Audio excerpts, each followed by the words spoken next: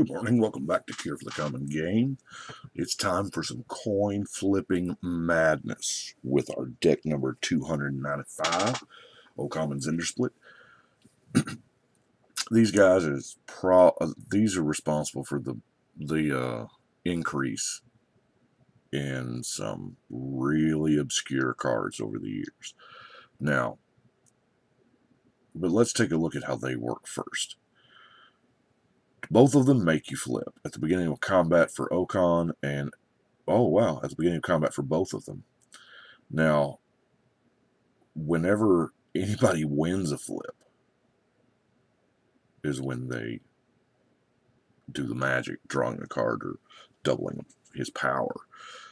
Now, so obviously the very first card that we all went to was Carrick's Thumb, and then shortly thereafter probably Chance Encounter. Carrick's Thumb is beautiful. We've all had these hanging around our binders since Mirrodin. They've been worth about, what, $1? And now they're not. But when you can flip two and ignore one, that's beautiful. And then when you win, you put a counter on it, 10 or more. That, in this deck with as much coin flipping, shouldn't take that long. Like, I mean, you've got to win 10 flips. How many of those are you going to win from Rouse Eric when you flip 5? Actually, in a perfect world, you'll flip 10 and ignore 5. So you have a really good chance. I mean, even odds, actually. So, Planar Chaos.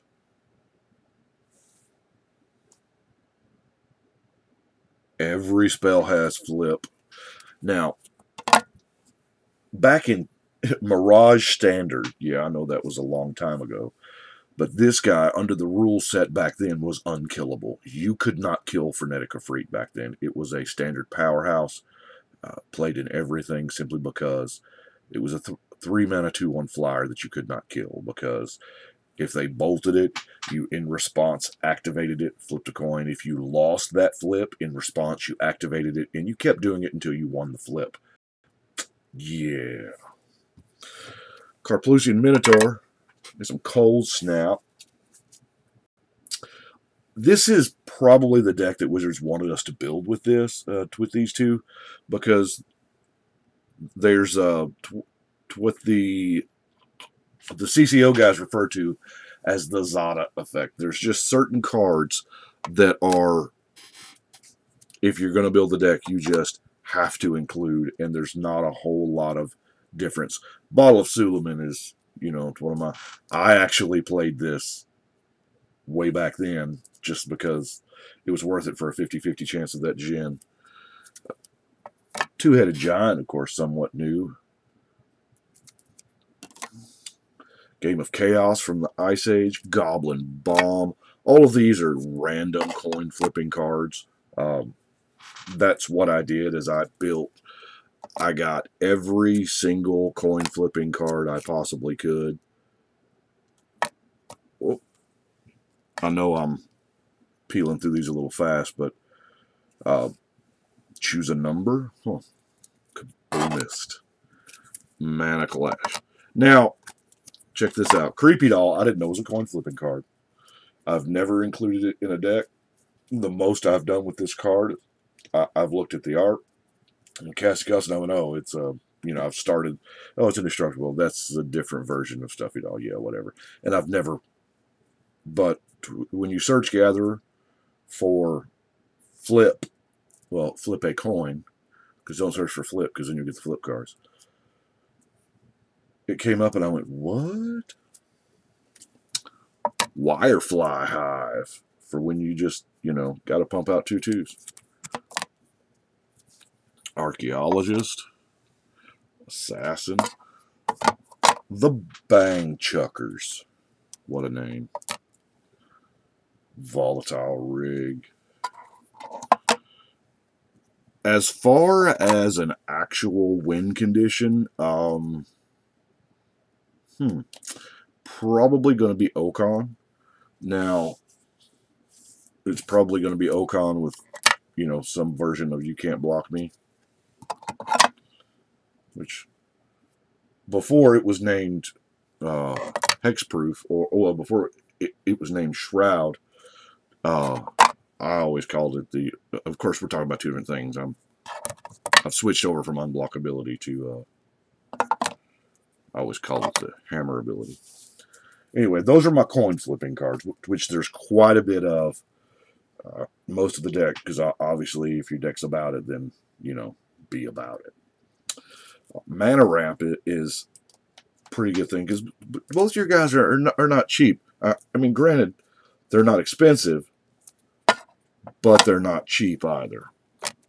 So we got a pretty good, decent little ramp package here.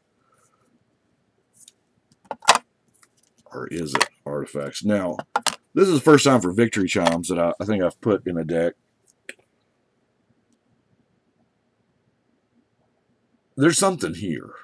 I don't mean here with the card. I mean here with the ability. Untap this card during each other player's untap step. I'm betting this is not the last. I mean, obviously, we've had Seaborn Muse forever, but individual cards that do it, I'm betting that this is a design space that they are about to explore more.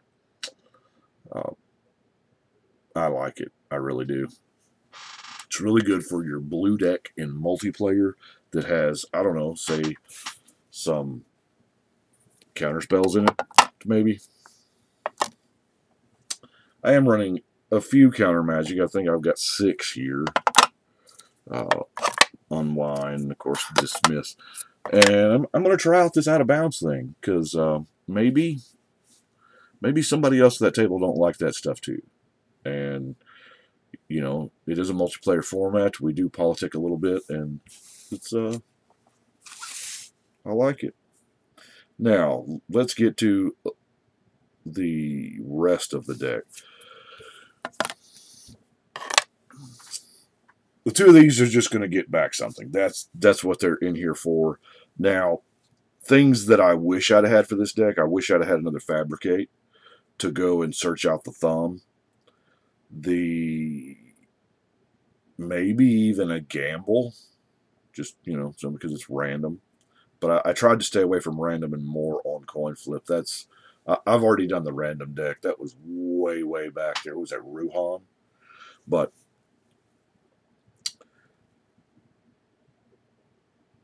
there's a lot of enchantments, like the Close Encounter and all of those. It's a lot of enchantments. Now, of course, I have my 2 blue board wipes there, one that's fair and one that's not. I am beginning. Cyclonic Rift is just widely accepted as the best blue card in EDH. I think I am almost on the fence about Paradox Engine and Cyclonic Rift. Those 2 cards may in fact be too good because we crutch on them. We do, and I do too. If I've got one, I'm playing it. It doesn't matter what the deck is. And that may be the problem. Anyway, I'm not the rules guy. We got Ponder and Opt. A little bit of card draw. Of course, Impulse and Frantic Search. Even more card draw.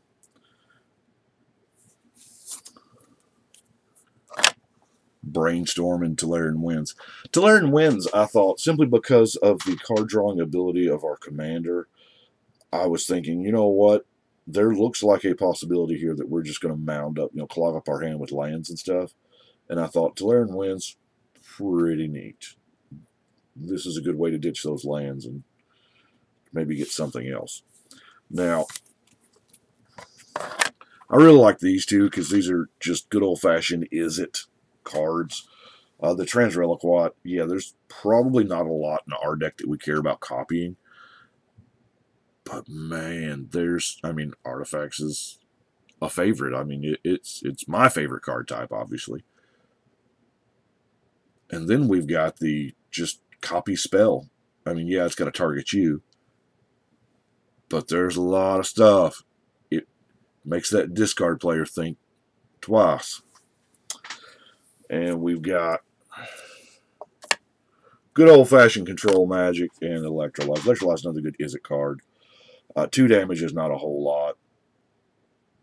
but combined with the drawing a card, it's not bad. And I needed a placeholder for Fabricate. Of course, Control Magic, Miss Castillo girl here. And our last two cards, of course, Spellseeker. Now, this thing is people have shown an interest in this card, and especially some of the older formats. But Zndrsplt's Judgment doesn't really. I was really disappointed with this because it doesn't flip. It does not flip a coin. And the namesake cards, in my opinion, should be like, because obviously it's his signature spell. Shouldn't it have something to do with him? I don't know. But anyway, I kind of like it. I look forward to playing it. Y'all let me know what you think. But right now, I think we're going to shuffle and cut.